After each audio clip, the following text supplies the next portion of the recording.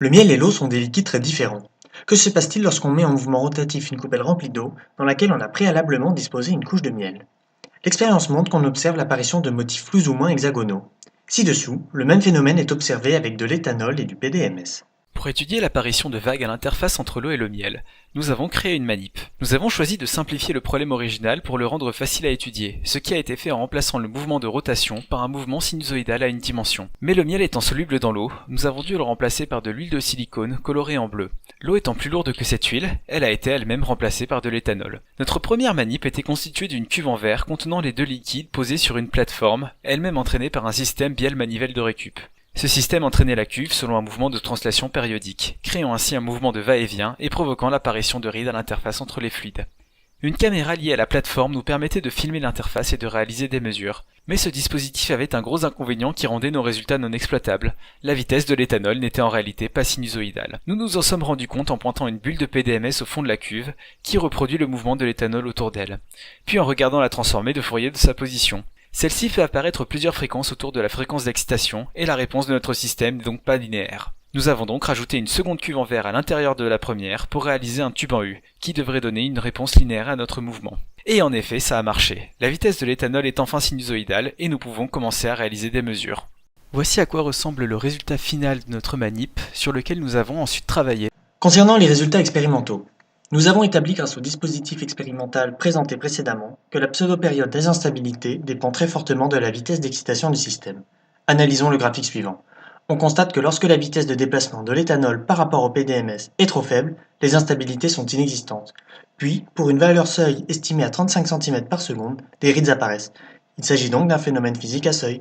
Regardons maintenant l'influence de la hauteur d'éthanol H sur les instabilités.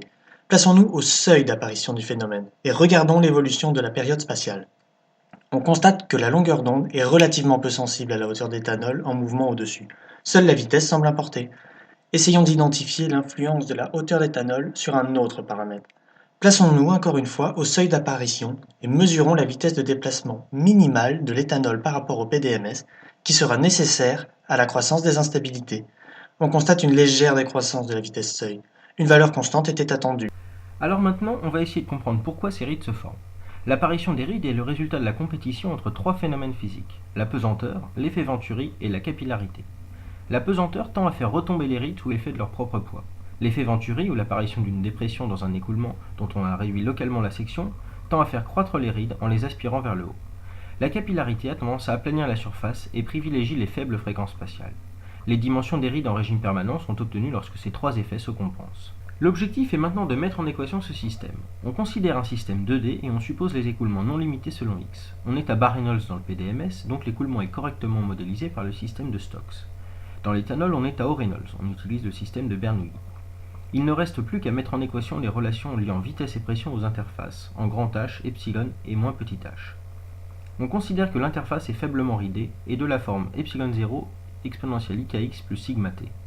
Puis l'on calcule sigma en fonction de k. On est alors en mesure de répondre à la question « Connaissant les grandeurs physiques caractérisant mon expérience, des rides vont-elles apparaître? Et si oui, quelles sont les longueurs interrides possibles ?» Pour pouvoir vraiment utiliser le modèle théorique, on a besoin de connaître tous les paramètres qui caractérisent le système. Pour évaluer la viscosité du PDMS, on mesure la vitesse de chute d'une bille de verre dans un tube contenant du PDMS et on utilise la loi de Stokes.